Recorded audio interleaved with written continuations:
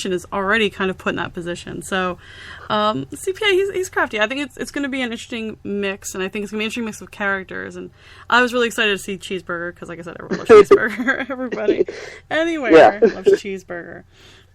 You can't help it.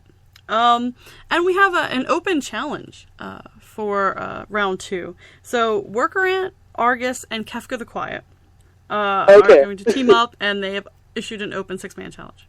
I can explain. Okay, so from this open challenge comes based off of what happened at the debut show. So we had a 3-way match between Joe Gacy, Worker Ant, and Alex Payne, and this was a three-man match, 3-way match, and Worker Ant feels like he got screwed over in the match, and by Alex Payne. So what Worker Ant is going to do is what he's told PWE what he's going to do is he's going to get his 2 friends, Kefka the Quiet and Argus, and they're going to make a 3-man group, and they're going to come out to the ring, and they're going to make an open challenge. Now, I can only assume that they're going to make that open challenge to Shane Hagedorn, Alex Payne, and Joe Gacy. But what we don't know who's going to answer that call. But we do know who they're going, because we can only assume that Worker Ant wants revenge against Joe Gacy and Alex Payne. So when he gets his 2 friends together and says we're going to demand an open challenge, I can only assume he wants those 3 in the ring for revenge.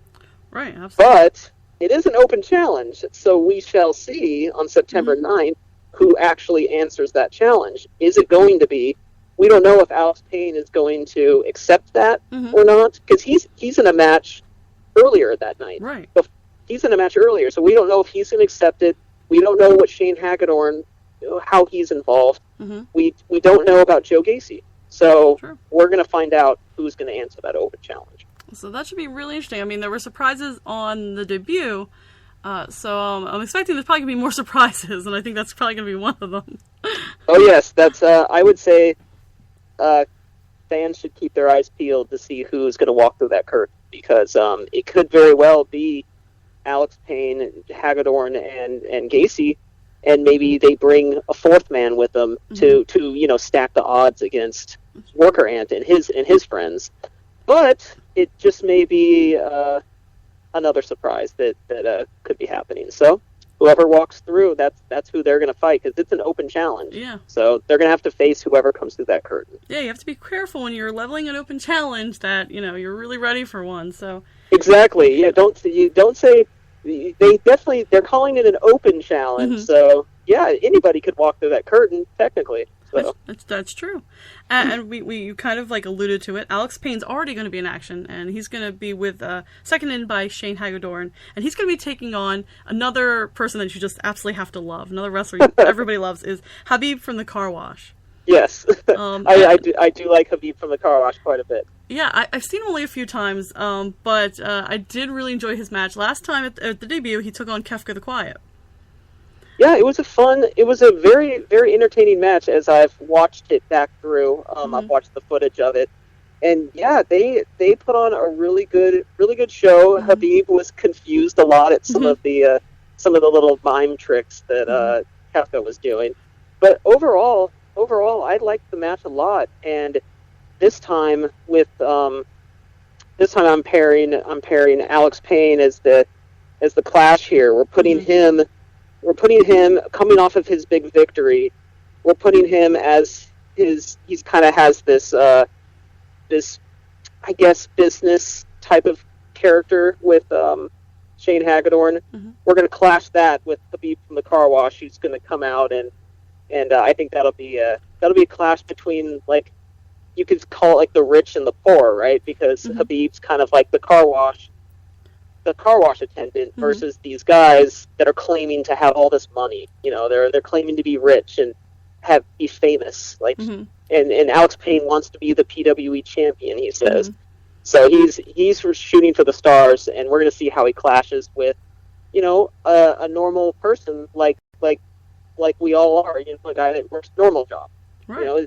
It's a normal job versus the guy that we don't know. We don't know what Alex Payne's real job is, but he does claim to be rich and famous. So this is true. It's sort of like you were saying, rich and poor, but kind of like white collar versus blue collar.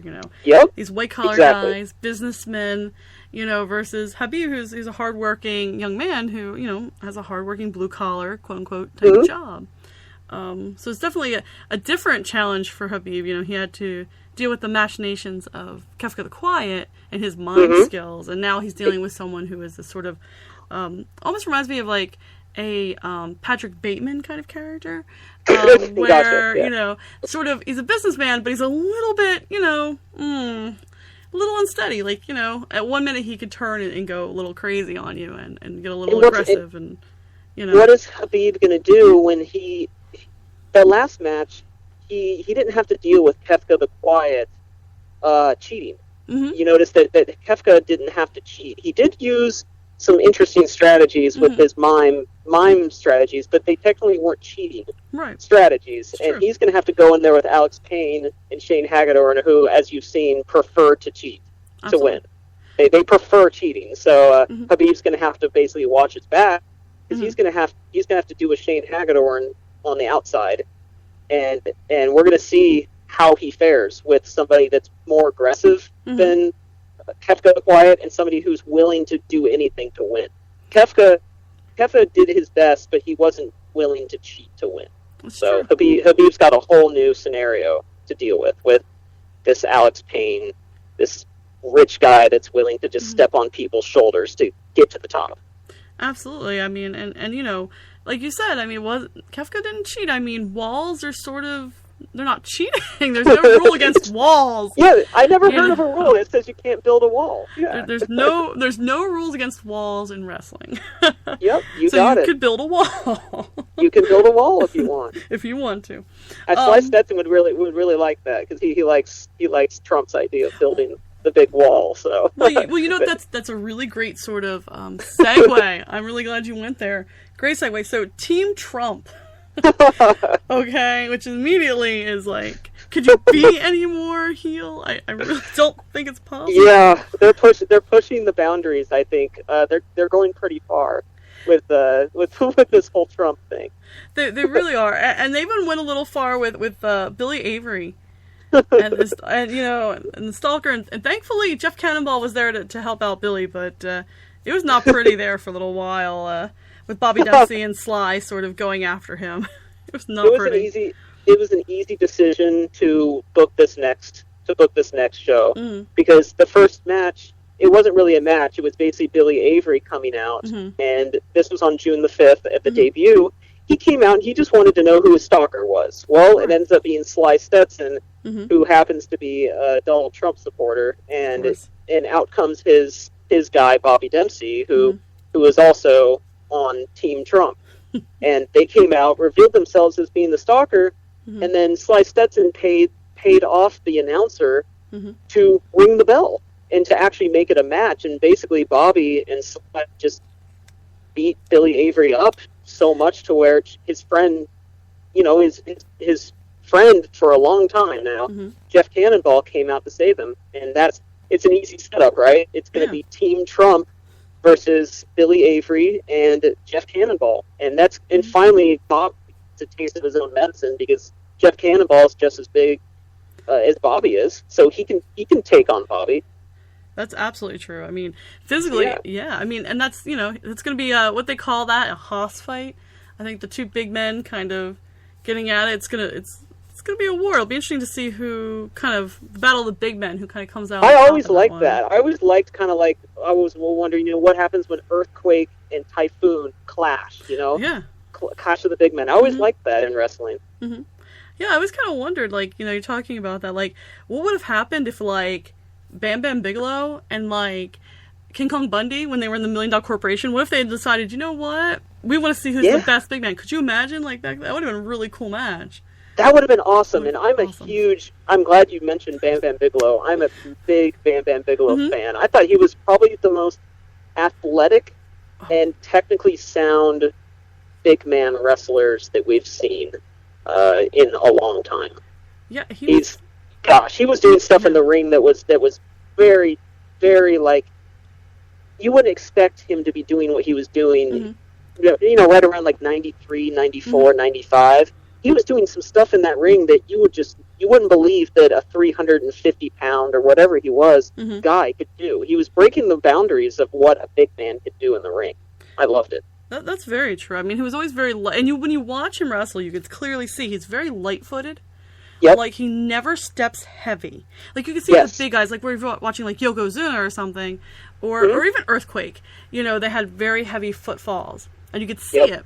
But he never did. He was the one guy who moved very nimbly, and you noticed it. Yeah, and I noticed that, like, he would be light on his feet, and you would see that people were able to get him up in suplexes and everything, and I was like, wow, he's athletic to be doing that, to be light-footed, and I just, I don't know who trained Bam Bam Bigelow. I'm sure it's somebody, in New Jersey in the Asbury Park area. But, whoever he went through and whatever camp he was in, he was taught well. He's great, and he uses his body size perfectly. So. I think he was a Monster Factory guy, actually. Oh, okay. Yeah, I think he went through, which they put through there's a lot of really good, big men or larger men who've gone through there. Because, like guys, Tonka, who was always a little bit thick and heavier, but, I believe Sheamus went through the Monster Factory at one point. And I also believe that, I'm trying to think, there's some others, too, and I can't think of them now. But I think there's some other big men who actually went through there. But Sheamus is one that comes right to mind, too. Kind of a bigger guy. And they're such a well-known facility. So who was that? Was that I don't want to get it wrong. Was it Larry Sharp? Yes. Or am I off? No, it was Larry Sharp. Yep, it was back then. It was Larry Sharp, and you know what? Who else? I think the Big Show also went through there. That's what I was thinking of. I think he also went through there as well. Yeah, I've heard good things about Larry Sharp and his training. Yeah. So that's but kind of getting off that topic, but he definitely one of the best big men ever. So it's always kind of nice to see. And I was watching like SummerSlam 90 I think it was the other day, and I remember, or was it this Tuesday in Texas? It was one of the two, and I remember, and it was Earthquake was talking about challenging Tugboat at the time. It wasn't even Typhoon yet; he was still Tugboat. And I'm like kind of laughing. I think it was SummerSlam 1990, I think. But I liked Tugboat. I liked Tugboat. What a fun gimmick, actually. I used to like to collect his whenever, like, I was pretty young at that. I used to like the Tugboat action figures, and I used to buy like anything that was Tugboat related that I could get my hands on. I bought. Nice. I have to say, I liked it better when he became Typhoon, because I really liked the Natural Disasters. And I liked a lot of the teams in that period, like Natural Disasters, Money Incorporated, the Road Warriors, the Legion of Doom, or whatever. But I really liked it when they became a team. It was awesome. No, we talked about that last time about we both had a big love for Money Incorporated. I was a big $1 Million Man fan. So I think it's beautiful. I think everything about Money Incorporated is perfect. I mean, they were a nice, they worked well as partners. They were a really solid tag team. Really two talented guys. But the idea of it, the rich guy who's teamed up with the guy who, does the taxes, they're just this beautiful, like, I don't know, everything was just gorgeous. I watched it and I was like, this is beautiful. It's wonderful. I agree. I was a huge fan. I loved it. It was kind of one of the first times, because I was pretty young at that time, so I just liked the baby faces. So I just liked the Rockers and Hulk Hogan. It was the first time where I kind of looked at Money Incorporated and I said, wait a minute, these guys are my favorite. Like, and they're cheating to win and all sorts of stuff. And I think that at this point they were getting fans in the ring and shoving money onto the ground and making them pick it up. And I loved it, and I was like, I think my mom would come in and she'd be like, "No, those are the bad guys." And I was like, I love it. Look at this. This is great. It's fun it was fun to be a bad guy. It was, and they made it look fun. Absolutely. But yeah, for this show, the two big men. The one thing that we don't know about is we know that Sly Stetson is in Team Trump, but Sly Stetson isn't a wrestler. Right. So Sly Stetson is going to bring in a partner for Bob Dempsey. So it's going to be Bobby Dempsey and a mystery Trump supporter. Oh, jeez. There are not many of those, to be honest with you, so... a mystery Trump Oh, no. supporter will be teaming with Bobby Wow. Dempsey to face